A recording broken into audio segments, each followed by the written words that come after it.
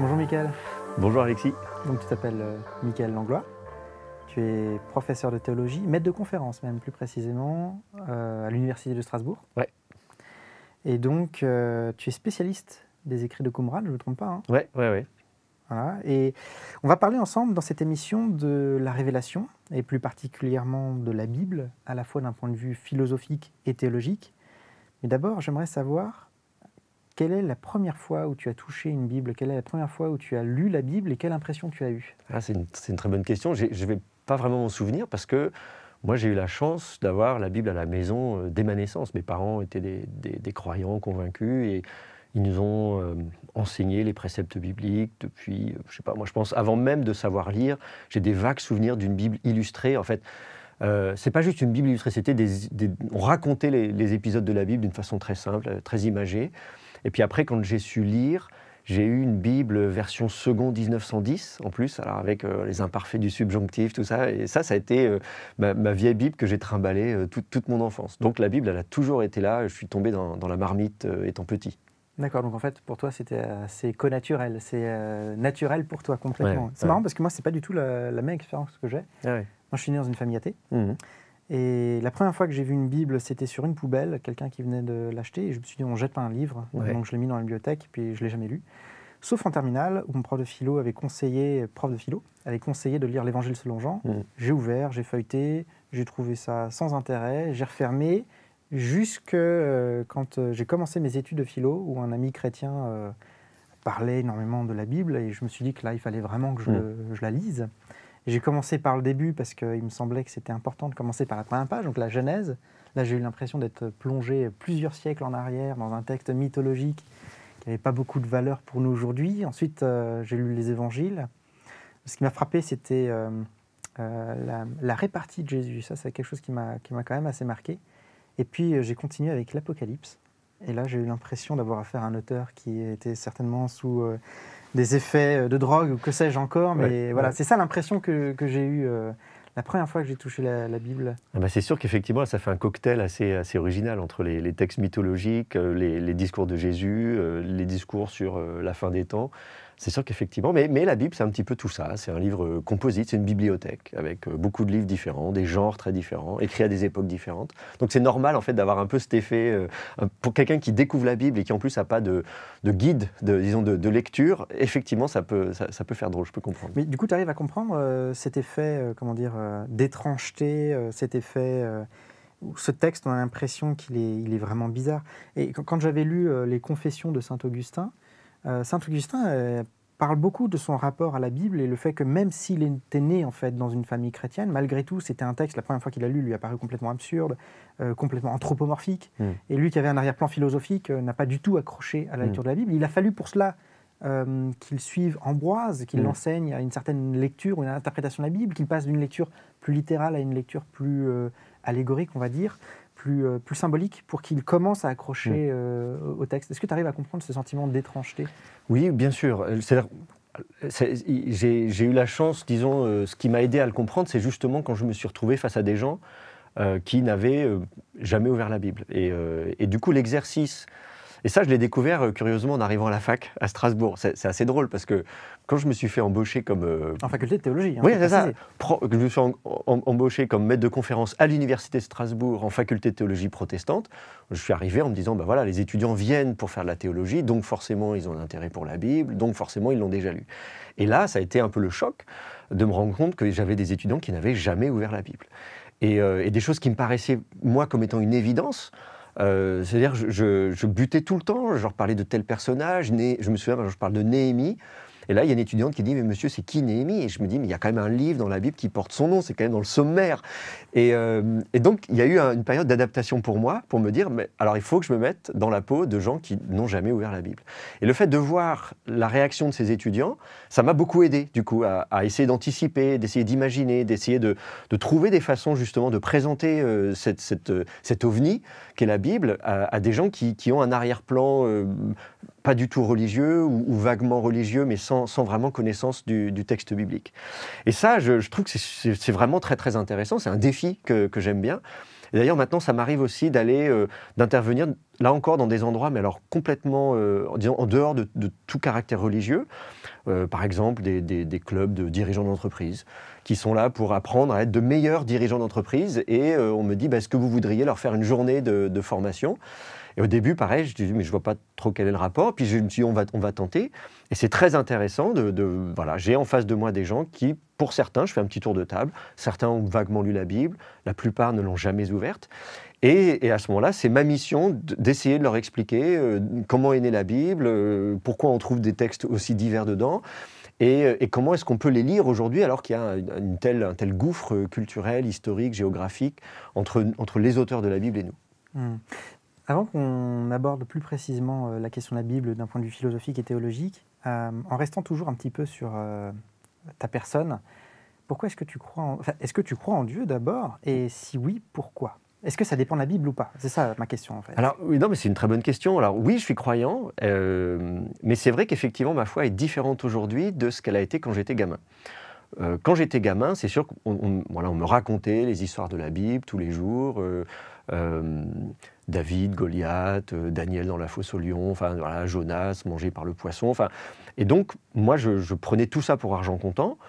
Également parce que c'était de toute façon aussi ce que mes parents me transmettaient. Disons, j'avais pas de distance critique. T'avais quel âge là? J'étais, je sais pas, 6-7 ans. Enfin, depuis ma tendre enfance, moi j'ai baigné dedans, si tu veux. Je sais pas, les gens, on leur raconte, je sais pas, même l'histoire du Père Noël. Pour moi, c'est aussi vieux et tout ça, ça allait dans le même paquet. Alors évidemment, le parallèle avec le Père Noël est intéressant parce qu'effectivement, il arrive à un âge, on dit « Ah, mais tu sais, il ne faut pas croire au Père Noël, en fait. » Et donc, vient l'âge où on commence à prendre de la distance critique en disant « Attends, on me raconte ça, mais est-ce que c'est vrai ?» Et donc, à l'adolescence, notamment, puis en plus, dans la famille, on est plutôt rationnel. Mon père, il a fait sciences dures, ingénieur. Moi, j'ai fait une filière scientifique. Donc, moi, j'ai fait un magistère de mathématiques fondamentales. Enfin, j'étais vraiment vraiment très, très rationnel. Et du coup, ça me posait des questions, ça me posait problème de voir que beaucoup de gens prenaient pour argent comptant tout un tas de choses dans la Bible. Je n'avais pas forcément les outils, et ça, je me souviens, c'est déjà quand j'étais au collège ou au lycée. À l'église, on se réunissait avec les jeunes le samedi, on discutait, on débattait, on allait manger des pizzas. Et je me souviens que déjà à l'époque, je remettais en question tout un tas de trucs. Et alors, on me disait, non mais toi, tu poses trop de questions. C'est un peu l'idée, arrête de te poser des questions, tu nous casses les pieds. Or, se poser des questions, c'est important, hein, c'est le commencement de la science, c'est le principe même de la philosophie, c'est de te dire, attends, on va réfléchir, on va se poser des questions et on va essayer de trouver des réponses. Alors moi, ça m'a amené forcément à faire des études de théologie, c'est-à-dire le simple fait de mettre côte à côte différentes traductions françaises de la Bible, avec pas la même traduction. Qu'est-ce qui me dit que quand je lis cette traduction française, c'est la bonne et pas l'autre? La Bible n'a pas été écrite en français, donc il faut que j'aille étudier les langues bibliques. Et puis quand j'étudie les langues bibliques, j'étudie les textes bibliques et j'apprends que les plus anciens manuscrits de la Bible, ils ne disent pas tous la même chose. Donc il faut que j'étudie ces plus anciens manuscrits, les manuscrits de la mer morte.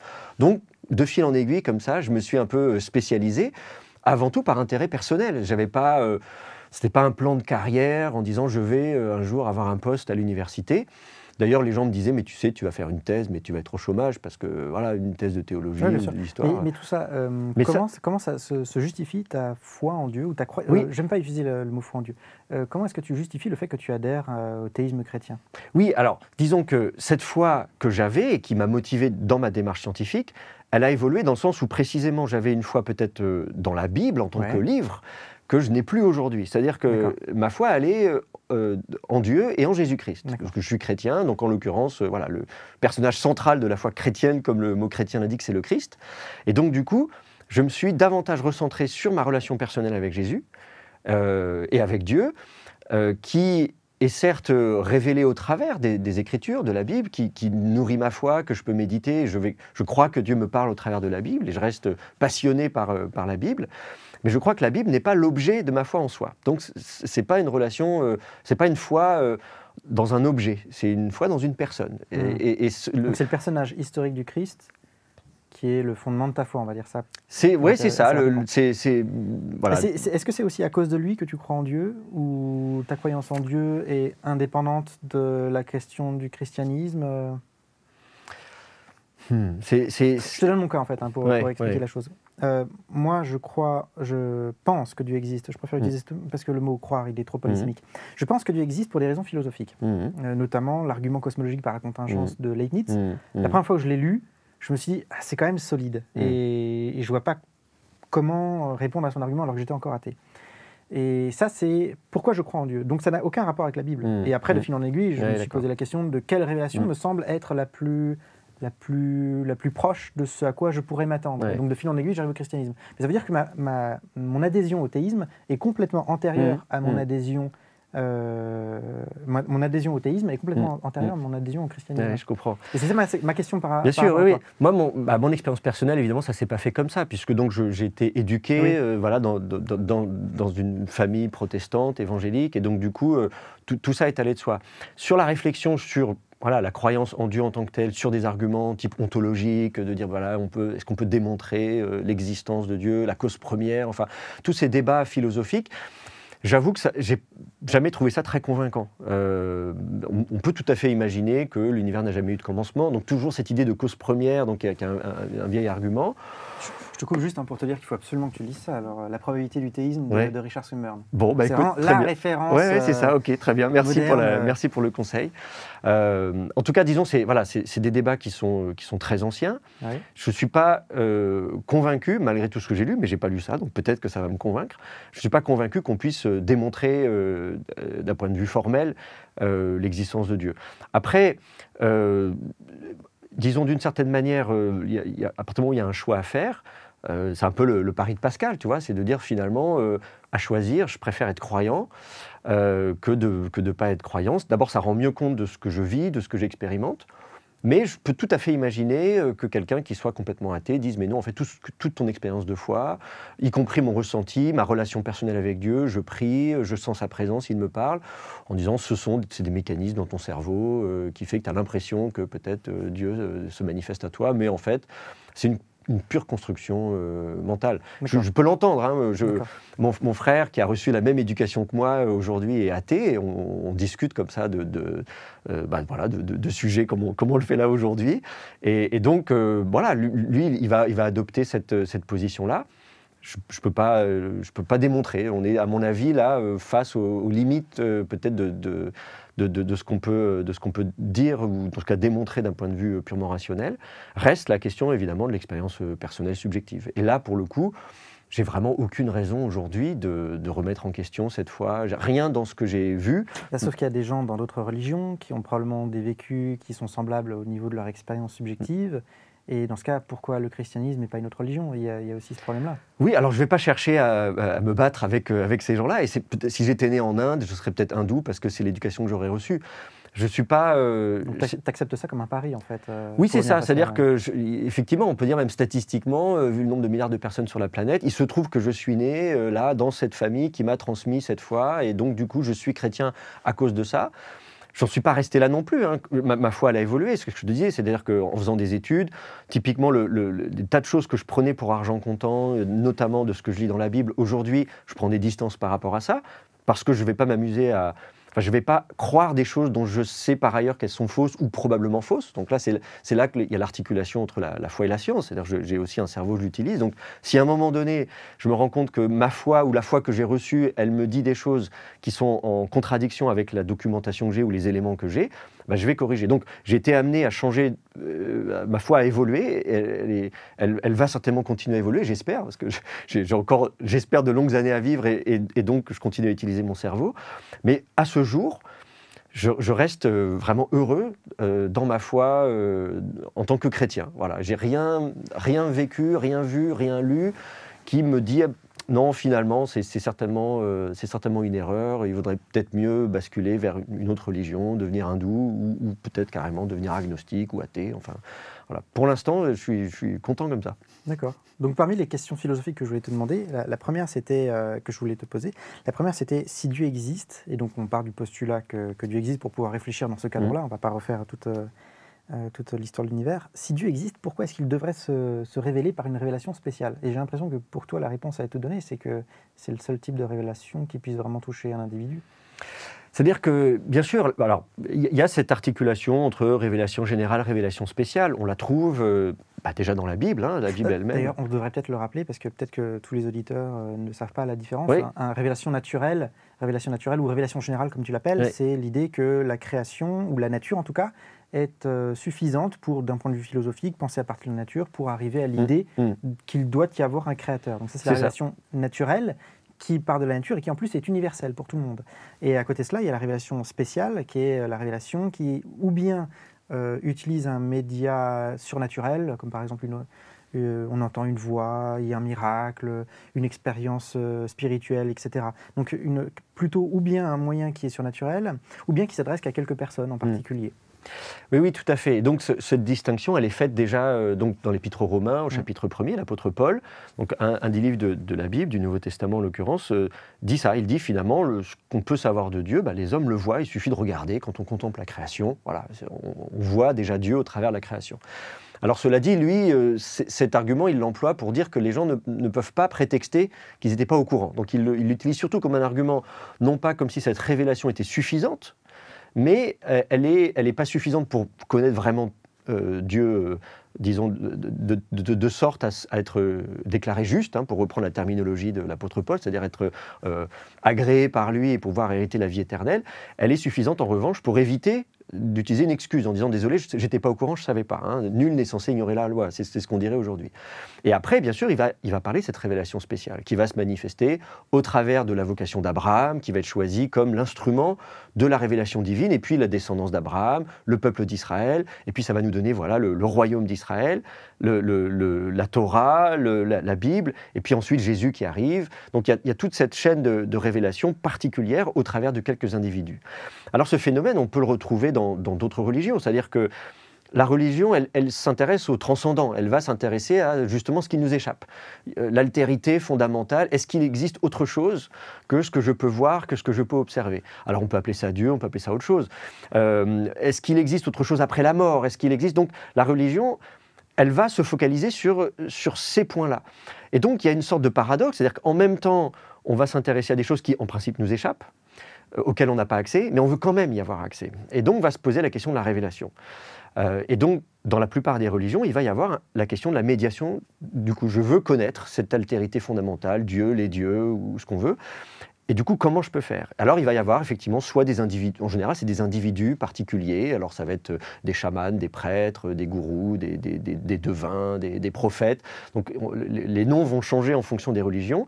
Mais il va y avoir comme ça des gens qui, eux, par leur expérience, vont accéder à ce qui est d'ordinaire caché aux hommes et vont le transmettre. Alors soit oralement, ça peut être une transmission purement orale, et il y a des religions qui n'ont pas de révélation écrite. On va y venir écrite. sur les différents modes de révélation qu'on pourrait imaginer, mais d'abord, c'est la question de la justification d'une révélation spéciale. Pourquoi est-ce qu'en fait on ne pourrait pas se limiter à une révélation naturelle, comme le font par exemple les déistes? Les déistes anglais, lors des Lumières anglaises, disaient que voilà, la révélation naturelle est complètement suffisante. Et l'idée même d'une révélation spéciale serait presque problématique parce que, elle apparaîtrait comme étant injuste, c'est-à-dire que quelques-uns sont au courant mais pas tous, et puis deux, il se pose aussi la question de la vérification. Alors ça, on en parlera plus tard, mais ça pose un problème supplémentaire, c'est-à-dire que si c'est une foi philosophique, l'avantage c'est que tout le monde peut y avoir accès partout, et en plus de cela c'est vérifiable. Par contre, une révélation spéciale, ça pose un double problème. D'une part, c'est pas universel, et puis d'autre part, il y a le problème de la justification. Et donc il y a quand même, il faut essayer de trouver une justification à cette révélation spéciale. Elle paraît comme étant inférieure, si je puis dire, à une révélation naturelle. Bon, inférieure, bien sûr, c'est sûr qu'il y a des problèmes, et on va le voir dès qu'on s'attaque concrètement à la Bible, dans le cas du judaïsme, du christianisme et de l'islam. On voit bien effectivement qu'il va y avoir des problèmes, que dans le même temps où on veut avoir une révélation spéciale, on espère répondre à des questions, et en fait on en soulève de nouvelles, on résout des problèmes, et on en crée de nouveaux. Donc j'entends bien l'argument qui consiste à dire, attendez, la révélation spéciale c'est problématique. C'est pas parce que c'est problématique qu'il faut pour autant s'en passer. C'est aussi peut-être une solution de facilité de dire faisons l'impasse sur toute forme de révélation spéciale. Je pense que ça mérite quand même de s'y attaquer et de se frotter au problème en disant ok, on va se retrousser les manches et puis on va essayer de voir ce qu'on peut en faire. Donc je pense que évidemment ça part de l'idée aussi que peut-être Dieu a envie de se révéler. Et donc alors ça reste très spéculatif, mais si Dieu existe et s'il a envie qu'on le connaisse, comment est-ce qu'il va s'y prendre? Alors, il y a la révélation générale, bien sûr, mais on voit bien les limites aussi de la révélation générale. Donc, ce n'est pas absurde non plus d'imaginer que Dieu ait envie de se révéler à nous d'une façon un peu plus particulière. Et du coup, qu'est-ce que tu penses de ce problème de la justice, du fait que Dieu s'adresse d'abord, par exemple, dans le cas du christianisme, d'abord au peuple d'Israël, et puis ensuite Christ et la révélation au 1er siècle et pas avant, tout ça. Qu'est-ce que tu réponds à ce problème de la justice que soulèvent justement les déistes? Et notamment, il y a une implication qui suit, c'est mais que deviennent alors ceux qui n'ont pas connu cette révélation? Est-ce que tu adhères par exemple à... Il y a 2-3 théories, on va dire. L'exclusivisme, qui consiste à considérer qu'on est sauvé que parce qu'on croit au christianisme. L'inclusivisme, qui dit que le christianisme est vrai, mais on peut quand même sauver d'autres personnes à côté. Ou le pluralisme, qui consiste à dire qu'il y a différentes voies pour accéder à Dieu. Oui, tout à fait. Donc il y a ces 3 théories classiques justement sur comment articuler le fait qu'on est le dépositaire d'une révélation spéciale et les autres, qu'est-ce qu'ils deviennent. Je n'ai pas forcément d'opinion très tranchée sur la question. C'est-à-dire que j'ai aussi confiance en Dieu, d'une certaine manière. C'est-à-dire, ce problème, il n'est pas le mien, il est celui de Dieu. Alors, je laisse... Effectivement, personnellement, j'aurais du mal à imaginer de condamner quelqu'un de façon injuste. Si on veut parler d'un Dieu juste, alors effectivement, il ne va pas condamner quelqu'un pour lui dire, voilà, mais alors, tu n'as pas été au courant de ça, donc comment exiger de quelqu'un qui croit en Jésus s'il n'a jamais entendu parler de Jésus? Bon. Et d'ailleurs, cette problématique, là encore, elle n'est pas nouvelle. La même épître aux Romains, puisque c'est un traité théologique très intéressant, puisqu'il s'adresse à la question du salut, de la révélation divine. Dès le premier chapitre, on l'a vu tout à l'heure, il parle de la révélation naturelle ou générale, puis il parle de la révélation spéciale. Et puis au chapitre 10, il dit, mais bon, comment croiront-ils si personne ne leur annonce le message? On ne peut pas critiquer des gens ou leur reprocher de ne pas avoir cru si on ne leur a jamais donné l'occasion de croire et si on ne leur a jamais annoncé l'Évangile. Et là encore, Paul n'utilise pas ça comme un argument pour, d'une certaine manière, nous exonérer de dire, bon, bah voilà, de toute façon, c'est pas grave si on n'évangélise pas, si on n'annonce pas l'Évangile, parce que de toute façon, Dieu ne va pas l'en tenir rigueur. Au contraire, il dit, il y a urgence, il faut y aller, il y a besoin d'aller annoncer l'Évangile à toute la création. Donc, à la fois, il aborde ces sujets-là, il est conscient de la problématique, et en même temps, ce qu'il a dit a parfois été récupéré et généralisé au-delà même peut-être du contexte immédiat dans lequel Paul a tenu ses propos. Ce qui est sûr, c'est que lui ne répond pas à la place de Dieu, il nous interpelle sur cette question. Il a dit, mais voilà, comment croiront-ils si ils n'entendent pas, voilà, et comment entendront-ils s'il n'y a personne qui annonce l'Évangile? Donc il y a à la fois ce besoin pour nous de partager notre foi, et moi j'ai envie de partager ma foi parce que je suis très heureux dans ma foi et je me dis, bah, s'il y a quelque chose de bien dans ma vie, je le dis aux gens, hein, quand je vais voir au cinéma un film qui est super, je le dis aux autres, allez voir ce film, il est super, ou alors ce livre par exemple que tu apprécies, tu me dis, lis ce livre, il est très bien, bah, j'ai envie de dire aux gens, mais intéressez-vous à Jésus parce que c'est quelqu'un de formidable. Lisez l'Évangile, vous verrez la répartie, Jésus, quelqu'un qui est capable comme ça de nous bousculer. Et en même temps, je ne vais pas avoir un discours dogmatique en disant si vous n'entendez pas parler de Jésus, alors vous irez griller en enfer pour l'éternité. Moi, je ne me prononce pas sur ces questions-là. Je ne me sens pas obligé d'avoir une position dogmatique, d'autant que moi, en plus... Notamment à cause de l'idée de la justice de Dieu. Oui, c'est ça. Dieu est juste, il doit être proportionnel. Et puis surtout qu'en fait, ma foi, comme j'ai une foi qui est à la base une foi très personnelle, toute relative, c'est-à-dire que je n'ai pas de prétention d'imposer ma foi à qui que ce soit. Par ailleurs, je fais ma carrière comme historien et comme bibliste et pas comme dogmaticien. Donc, à la limite, il faudrait interroger un collègue dogmaticien qui peut-être, lui, va avoir une position très, très clairement définie. Personnellement, je ne m'oblige pas à avoir des opinions sur tout. Il y a des tas de choses où je suis capable de dire je ne sais pas, on ne sait pas. Parce que malheureusement, surtout quand on fait l'histoire de l'Antiquité, il y a beaucoup de choses qu'on ne sait pas. Et d'une certaine manière aussi, même à l'époque où je faisais des mathématiques, il y a aussi beaucoup de choses en mathématiques qu'on ne sait pas, des choses qu'on n'arrive pas à démontrer. Il faut accepter l'incertitude. Ouais. Voilà, c'est ça. Il y a des choses même qu'on sait en mathématiques qu'on n'arrivera jamais à démontrer. On a démontré que c'était indémontrable. Donc c'est intéressant de se retrouver dans un positionnement de dire voilà, je n'ai pas de position sur la question et peut-être que j'en aurai jamais. Et ça ne me dérange pas. C'est-à-dire, peut-être je poserai la question à Dieu un jour si j'ai l'occasion, mais voilà, je trouve que le débat est utile, il est intéressant, mais il faut bien distinguer la discussion et l'argumentation qui enrichit le débat et de basculer dans une position vraiment dogmatique qui peut être vraiment dommageable pour des gens qui sont laissés sur le carreau, quoi. Oui, bien sûr. En parlant de la question d'interroger directement Dieu, on est à une époque où on est assez individualiste. Et pourquoi, si Dieu existe, il ne donnerait pas une révélation individuelle à tout individu? Ce serait quand même, pour chacun, beaucoup plus simple, beaucoup plus fiable que d'avoir à faire un texte qui est très très vieux. Pourquoi est-ce que Dieu ne se révélerait pas directement à tout individu? Oui. C'est une très bonne question. Je me la suis posée à titre individuel, dans des situations de ma vie où j'aurais aimé que Dieu me parle et me donne une révélation très particulière. Alors, il le fait parfois. Moi, j'ai la chance, à des moments de ma vie, d'avoir vraiment senti que Dieu me guidait, m'orientait, me disait, voilà, c'est ça qu'il faut faire et pas ça, y compris des choses qui me paraissaient, moi, surprenantes. Alors, mais de façon certaine ou c'est assez incertaine? Parce que mystique. tout à l'heure, tu disais que c'était subjectif. Et que Non, ça reste très subjectif. Je veux dire, oui. oui, non, mais là, je parle dans mon expérience de méditation, de prière, mon expérience de foi, où, et là, quelqu'un pourrait dire, mais non, Dieu t'a jamais parlé, c'est toi qui as inventé ça. Ou en tout cas, c'est une alternative possible. Mais en tout cas, je n'exclus pas du tout l'idée que Dieu puisse se révéler de façon particulière, spéciale, à un individu. J'ai discuté avec des gens, moi j'étais au Maroc, j'étais donné des cours au Maroc, et rencontré des Marocains qui me disent qu'ils sont nés musulmans et qu'un jour Jésus leur est apparu. Vraiment là, une sorte de vision. Soit dans un songe, soit vraiment comme ça, et que ça a complètement bouleversé leur foi. Ils croyaient bien sûr en Jésus, puisque l'islam parle de Jésus, le Coran parle de Jésus, le Messie. Donc évidemment, c'est un personnage très important dans l'islam, mais pas au point, disons, peut-être pas aussi central qu'il pourrait l'être. Et le fait d'avoir cette révélation avait complètement bouleversé la vie de cet homme. Moi, je peux tout à fait qualifier ça dans des révélations qui sont individuelles, mais qui sont adossées à une révélation spéciale. Par exemple, si tu donnais le cas d'un musulman qui disait avoir vu apparaître Jésus, mais là, on renvoie du coup à une religion déjà constituée, on renvoie du coup à des textes, on renvoie du coup... elle n'est pas autosuffisante, cette révélation. Bon, oui, c'est une bonne remarque, mais pourquoi pas? Alors, je ne sais pas s'il y a des cas comme ça de gens complètement séparés, je sais pas, qui vivaient sur une île déserte et qui, à un moment donné, ont eu une révélation spéciale. Mais je ne l'exclus pas, en fait. Je vois pas, personnellement, je vois pas pourquoi ça ne se ferait pas. Je remarque, cela dit, effectivement, que ce n'est pas systématique.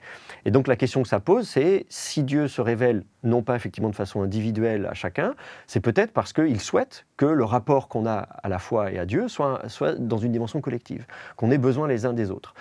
Et ça se retrouve... Justement, c'est ce que dit Swinburne. Oui, d'accord, écoute, c'est bien.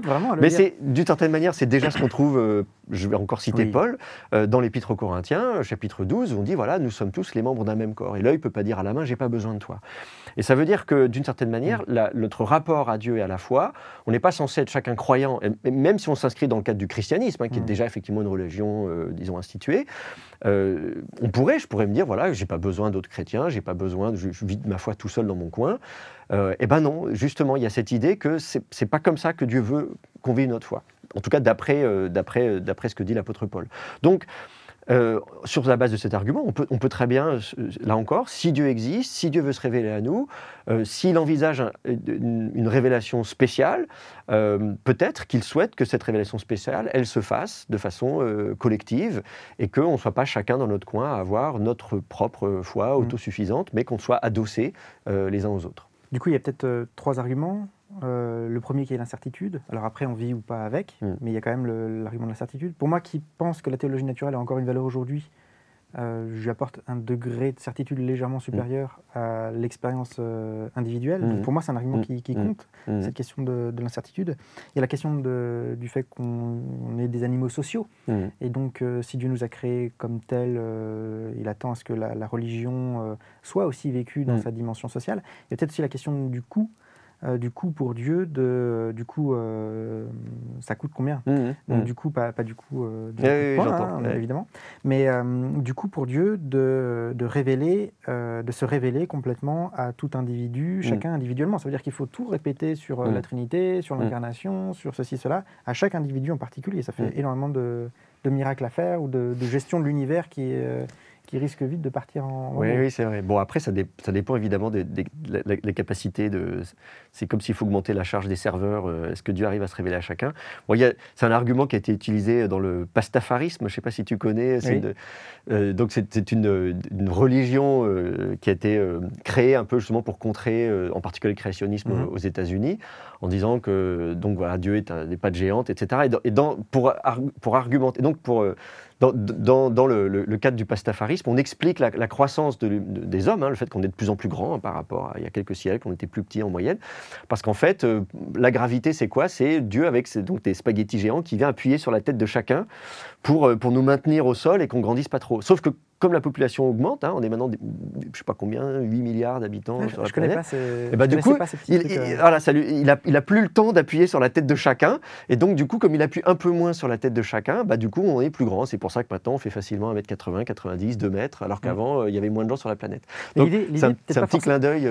Oui, mais l'idée n'est pas exactement la même. Parce que là, dans le cas, on parle du finitisme. C'est-à-dire qu'on a un Dieu fini qui est fini en puissance, etc. et qui intervient régulièrement, mais qui est vite débordé par sa création.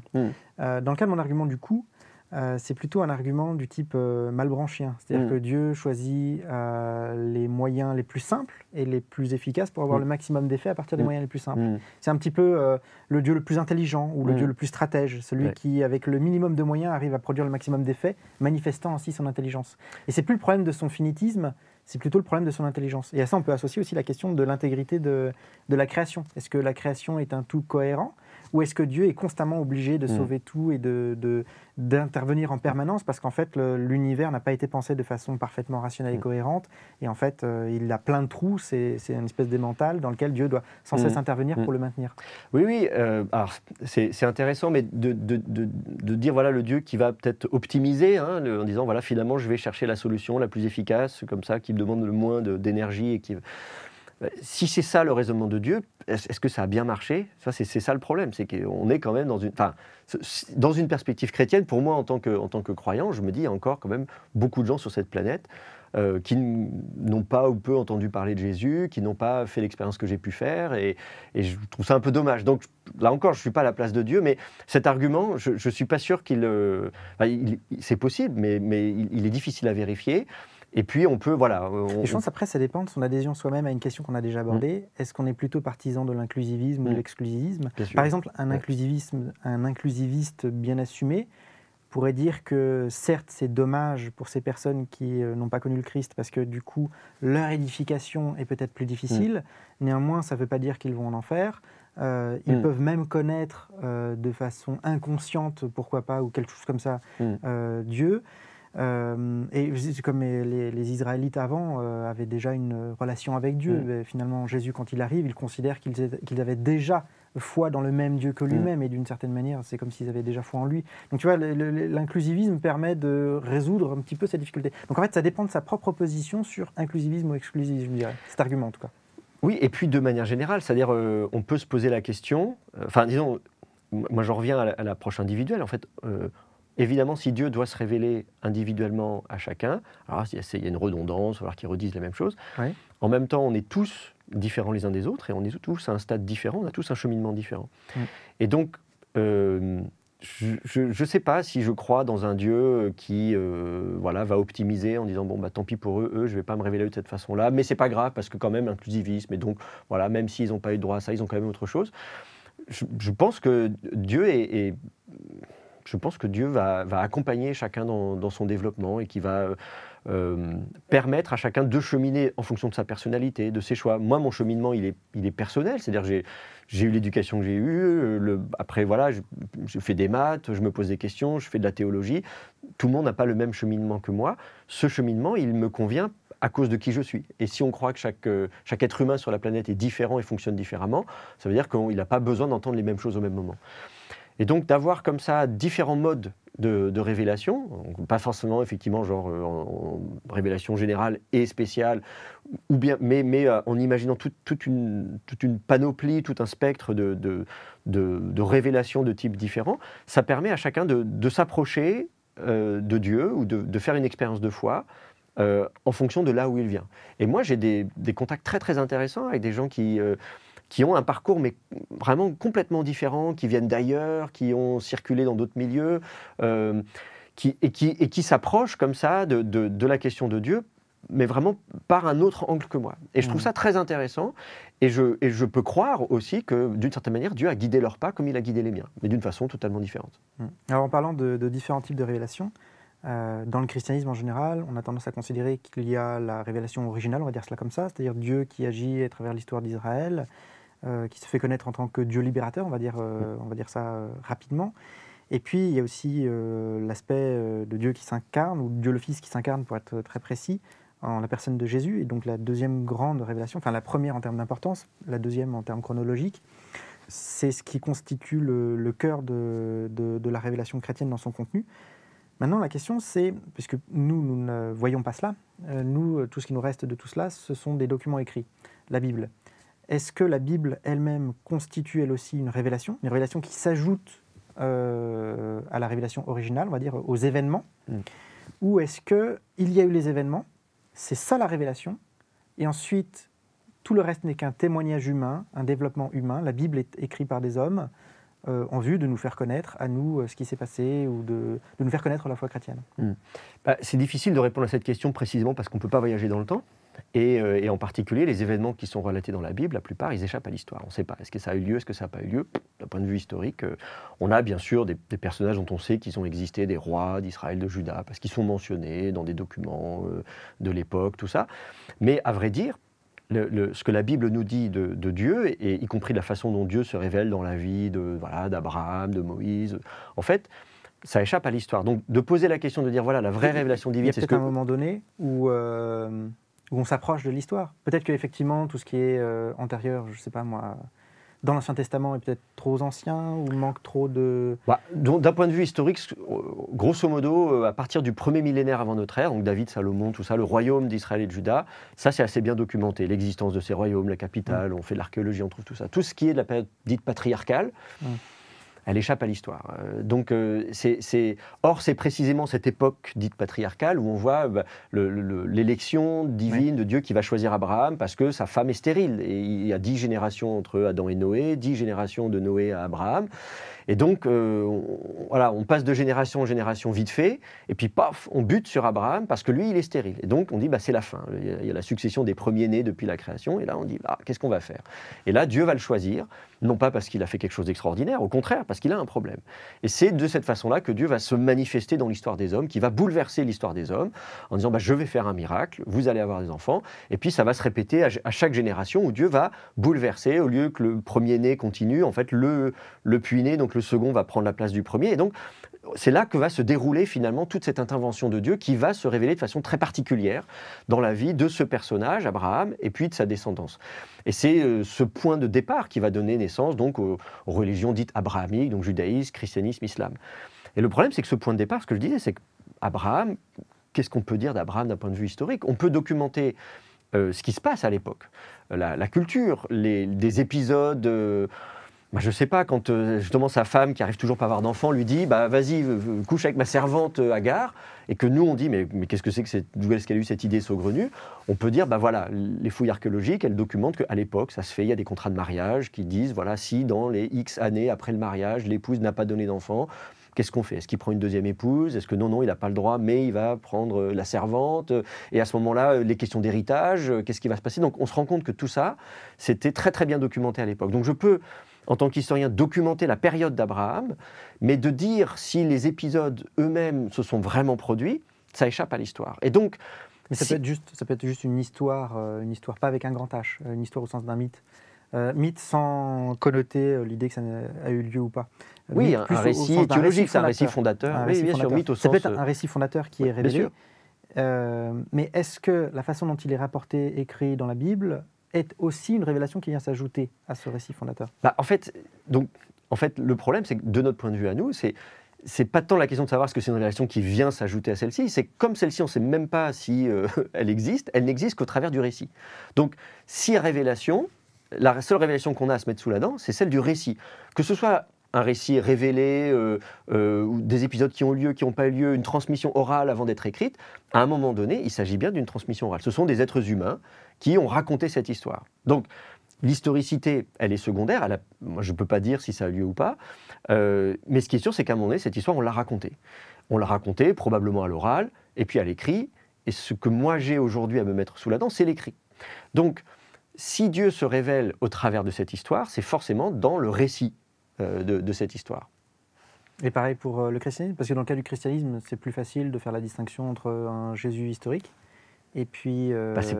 non, c'est pas évident de faire la distinction entre le Jésus historique et le Jésus... non, justement... Au moins conceptuellement. J'entends pas que c'est facile en un claquement de doigts. On peut dire là c'est le Jésus historique et là c'est le Jésus de la foi. Non, juste conceptuellement, on arrive à bien saisir l'idée d'un Jésus historique.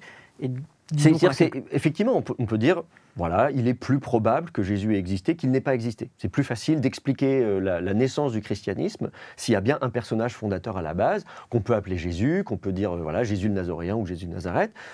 Effectivement, c'est plus facile. Si on nie l'existence de Jésus, si on part de l'hypothèse que Jésus n'a pas existé, on peut imaginer, mais enfin ça se complique un peu. Hein. Michel Onfray, il essaye un petit peu d'expliquer, mais on sent qu'il peine un petit peu. Bon. Donc il est minoritaire parmi les historiens. Oui, c'est une thèse, le jésuitisme, c'est une thèse qui a eu un énorme succès à la fin du 19e, début 20e. Il y a encore un siècle, à l'époque justement de la fondation de l'université de Strasbourg, quand il y a la première chaire d'histoire des religions, il y a un siècle. Enseigné à oui, Strasbourg. Exactement. Il y a pile poil un siècle, en 1920. Donc lui était effectivement cette période un peu d'euphorie. Mais en fait, ça c'est Jésus n'a jamais existé. C'est un personnage tout aussi fictif que d'autres personnages fondateurs de toutes les autres grandes religions. On en est revenu, parce qu'à un moment donné, il faut avoir un principe de réalité. En tant qu'historien, on essaie de comprendre les mécanismes qui permettent l'essor de ce mouvement-là, de dire s'il n'y a vraiment personne à la base, on a du mal à justifier ça. Donc, d'accord, on peut raisonnablement supposer que Jésus a existé, même si on n'en est pas, même si ce n'est pas démontré.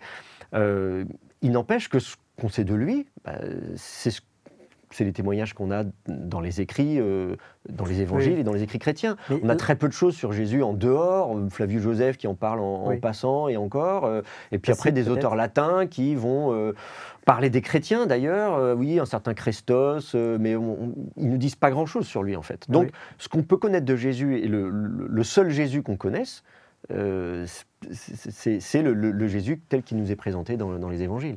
Oui, mais ce qui m'intéresse, c'est est-ce qu'il y a une distinction à faire entre Jésus, prétendument Dieu incarné ou Dieu le Fils incarné, en tant que révélation originale, et le témoignage qui est aussi une révélation, ou est-ce que ce témoignage qui nous est rapporté n'est pas une révélation? C'est-à-dire que c'est un témoignage humain de la révélation.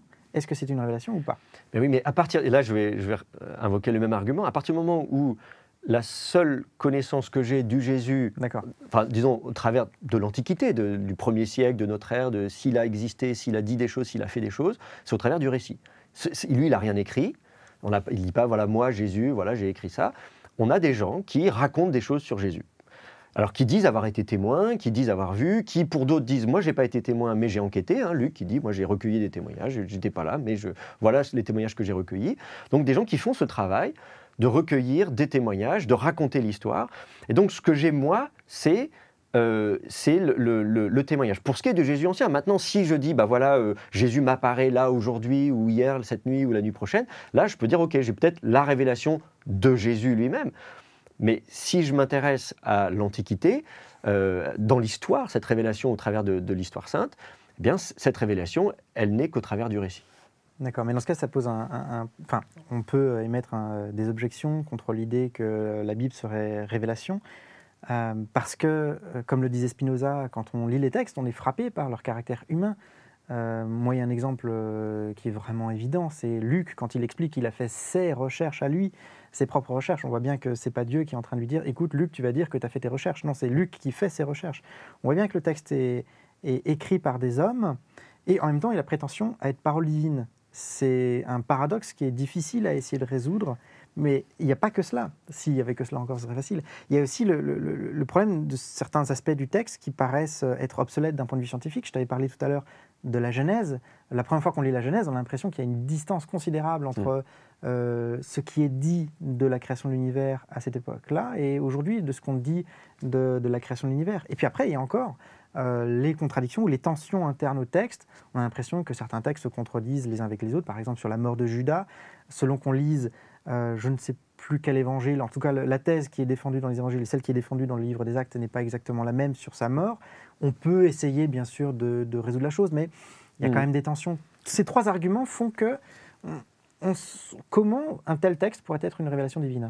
Alors, moi, j'ai parlé du récit, j'ai parlé du témoignage du récit et de Dieu qui se révèle au travers.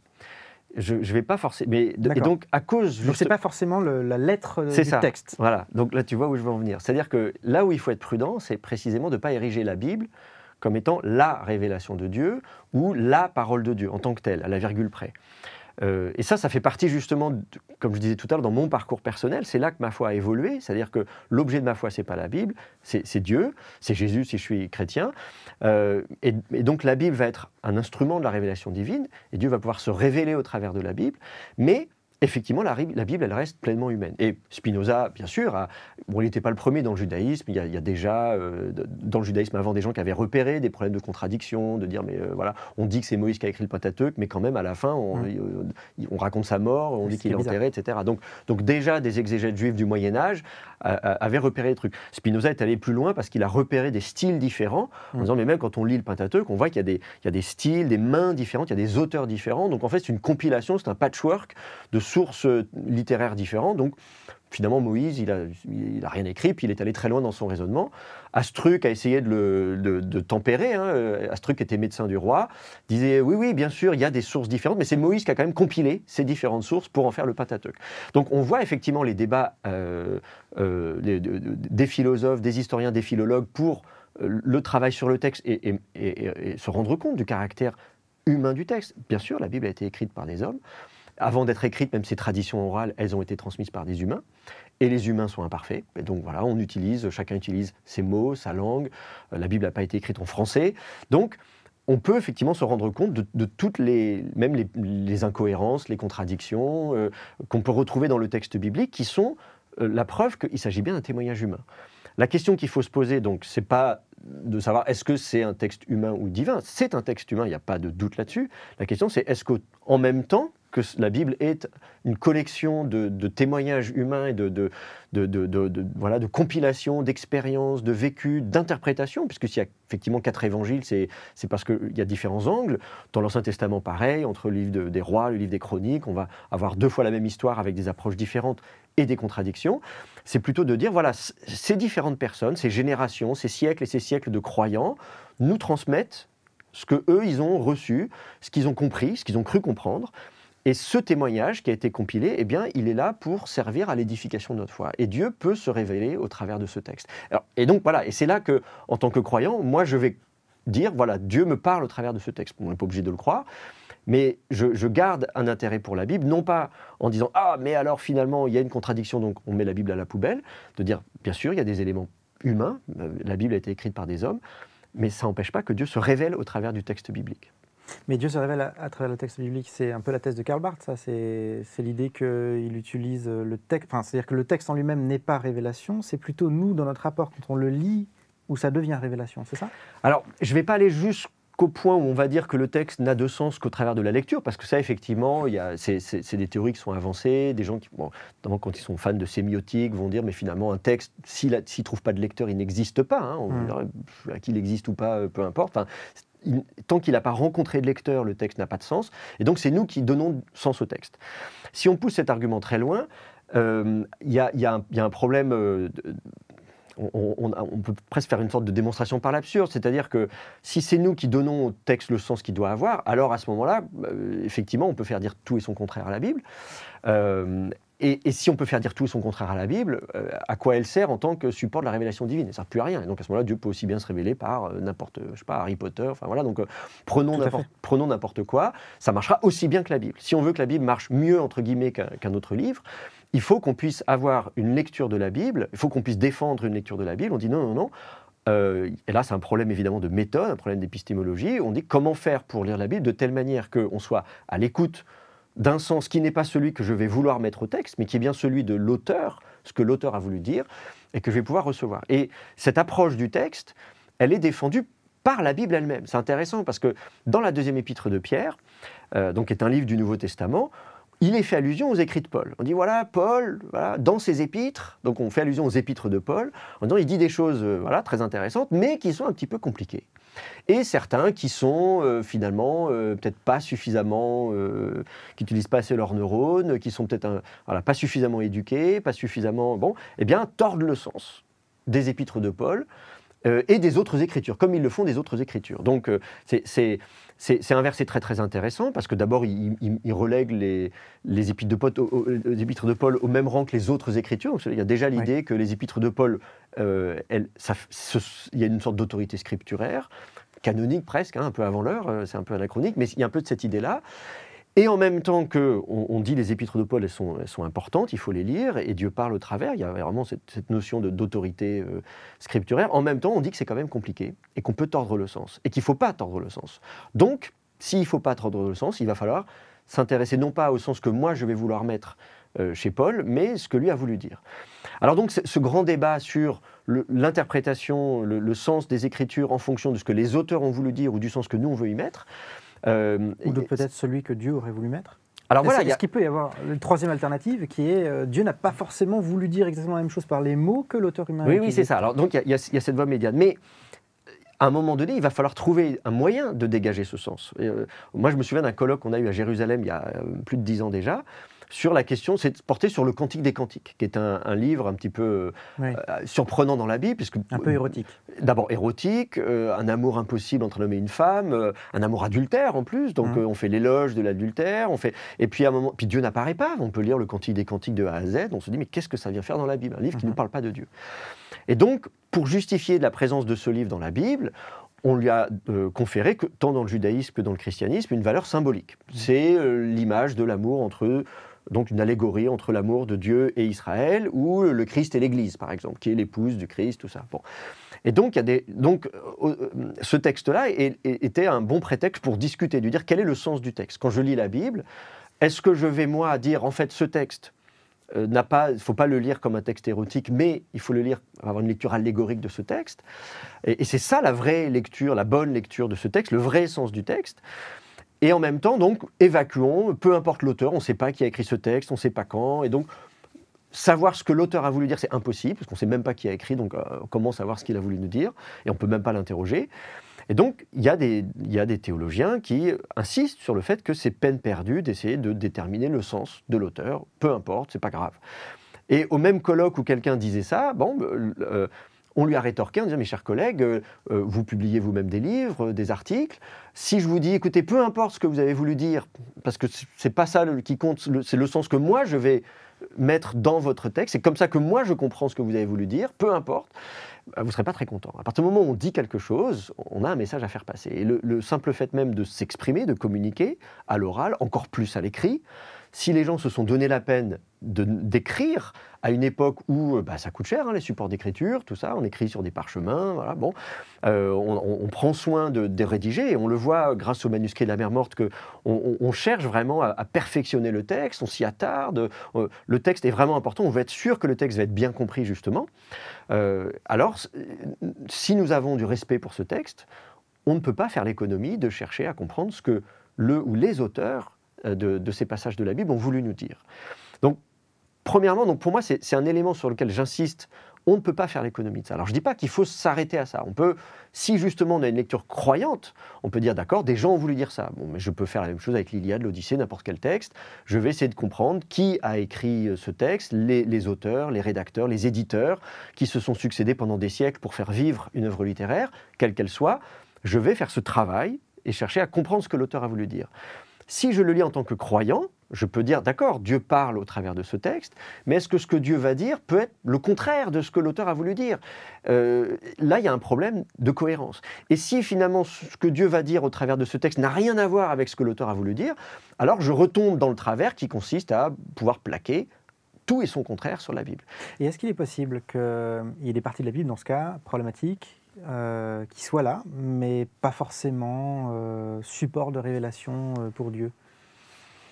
Alors, il y a tout, notamment tous les passages imprécatoires dans les psaumes où on dit qu'il faut fracasser le crâne de ses ennemis sur des pierres. Il y a des textes qui sont un peu particuliers, un peu difficiles. Et même sans sans aller trop loin, aux yeux même de la foi chrétienne, il y a certains textes dans l'Ancien Testament où, quand on est chrétien, on est un peu gêné.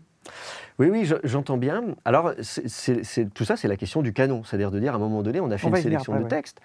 Non, mais c'est la question qui est posée. En fait, la question que tu poses, c'est finalement ces textes-là, est-ce qu'on doit les garder dans la Bible? Le Cantique des Cantiques, est-ce qu'on le met ou pas dans la Bible? Voilà, il peut nous gêner à un moment donné, dire, attendez, là quand même, c'est quand même pas le dogme chrétien. Bon.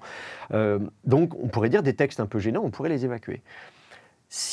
Alors, après tout, pourquoi pas? C'est aux autorités religieuses de se prononcer, de dire, voilà, on prend ces textes-là, on les prend pas. À titre individuel, si je vais faire une lecture croyante d'un texte, je vais me dire, Dieu va me parler au travers de ce texte. Alors, et justement, alors le pari que je fais, c'est de dire, c'est précisément en retrouvant le sens primitif du texte, c'est-à-dire le sens voulu par l'auteur du texte, avant même peut-être la décision de canoniser ce texte, c'est peut-être au travers de ça que je vais comprendre ce qui se passait dans la tête de l'auteur et que je vais pouvoir en tirer enseignement. Tu prenais l'exemple des psaumes imprécatoires. C'est sûr que le psalmiste qui dit voilà, casse-lui les dents, massacre-le, que sa femme soit veuve, que ses enfants soient orphelins. On se dit, quand Jésus dit aimez vos ennemis, bénissez ceux qui vous maudissent, on se dit attendez, il y a une contradiction là. On nous dit de faire une chose et on nous dit de faire son contraire. Est-ce que ça veut dire qu'il faut virer ce texte? Pas nécessairement, parce que la contradiction, elle est peut-être assumée et voulue. On a même des cas dans la Bible, la contradiction, elle est à 2 versets côte à côte. Dans le livre des Proverbes, au chapitre 26, on nous dit « Ne réponds pas au sot selon sa folie, de peur que tu ne lui ressembles toi aussi. » Donc voilà, on te dit, si quelqu'un fait l'imbécile avec toi, s'il est vraiment stupide, ne rentre pas dans son jeu, hein, laisse-le parler. Parce que si tu commences à faire comme ça, toi aussi, tu vas utiliser le même type d'argumentation, tu vas lui ressembler. Le verset d'à côté, adjacent, je ne parle pas d'aller chercher entre Ancien et Nouveau Testament, des époques différentes, non, le verset d'à côté dit « Réponds au sot selon sa folie, de peur qu'il ne s'imagine être sage. » Et donc, on a 2 versets, un qui dit « Réponds au sot selon sa folie » et le verset d'à côté qui dit « Ne réponds pas ». Donc, on a 2 instructions vraiment contradictoires. Donc, c'est-à-dire que si je fais une lecture un peu radé pâquerette de la Bible, en disant « Ah Seigneur, que dois-je faire ?» Éclaire-moi, j'ouvre un verset, la Bible au hasard, et je vais tomber sur un verset qui va me dire de faire une chose, et puis je vais tomber sur un autre verset qui va me dire précisément le contraire. Donc ça veut dire que là, au niveau le mode d'emploi de la Bible, ça veut dire que c'est pas ça. La Bible, elle n'a pas vocation à être une sorte de traité exhaustif, très rationnel, bien structuré, un peu encyclopédique, dans lequel tout est parfaitement agencé et où il n'y a jamais de contradiction. Il y a une contradiction dans la Bible, et une contradiction qui est même parfois assumée. Là, dans le livre des Proverbes, je pourrais parler de l'Ecclésiaste aussi, où il y a vraiment une contradiction qui est assumée, un paradoxe assumé. Alors du coup, cette contradiction assumée, elle-même, elle nous parle. Elle nous parle de qui nous sommes et des situations de nos vies. Il y a peut-être des situations de ma vie où je vais me dire, bon, je laisse tomber, c'est pas la peine de rentrer, je vais perdre mon temps. D'autres situations, au contraire, où je vais dire, non, je vais pas lâcher le morceau, là, je vais insister. Et pour ce qui est du psaume, des psaumes où on a le psalmiste qui, d'un côté, va dire, ah, c'est formidable, ô Seigneur, je me sens tellement en sécurité, aussitôt couché, je m'endors en paix, car toi seul, ô Éternel, tu me fais demeurer en sécurité. Dans le psaume 4, on tourne la page de sa Bible, et puis le psaume d'après, c'est, je suis pris d'angoisse, je n'arrive pas à trouver le sommeil. Et on se dit, attendez, qu'est-ce qui se passe? En fait, ça nous renvoie aux différentes circonstances de nos vies. Il y a des jours où tout va bien, voilà, on s'endort comme un gros bébé. Il y a des jours où on est super angoissé. Il y a des jours où on est vraiment très énervé, en colère après Dieu, en se disant, mais Seigneur, mais qu'est-ce qui se passe? Pourquoi est-ce que tu permets ces choses-là? Et le fait que la Bible ait recueilli ces témoignages, et c'est pour ça que je disais, c'est un recueil, un récit de ces gens qui ont fait ces expériences de foi, eh bien, de Dieu qui vient nous rencontrer dans notre vie, dans nos circonstances de nos vies, quand ça va bien et quand ça va pas bien. Et donc, à titre personnel, je suis content qu'on ait ces différents psaumes, même qui, effectivement, peuvent nous choquer. Je suis content qu'on ait le Cantique des Cantiques, qu'on ait les Proverbes, qu'on ait ces différents passages, y compris avec leurs contradictions, parce qu'elles nous parlent de qui nous sommes en tant qu'humains, de nos sentiments, de nos imperfections, de nos incohérences. Ouais, mais j'ai pas vraiment l'impression que ce soit de vraies contradictions. En fait, ce sont simplement des moments de notre vie qui sont différents.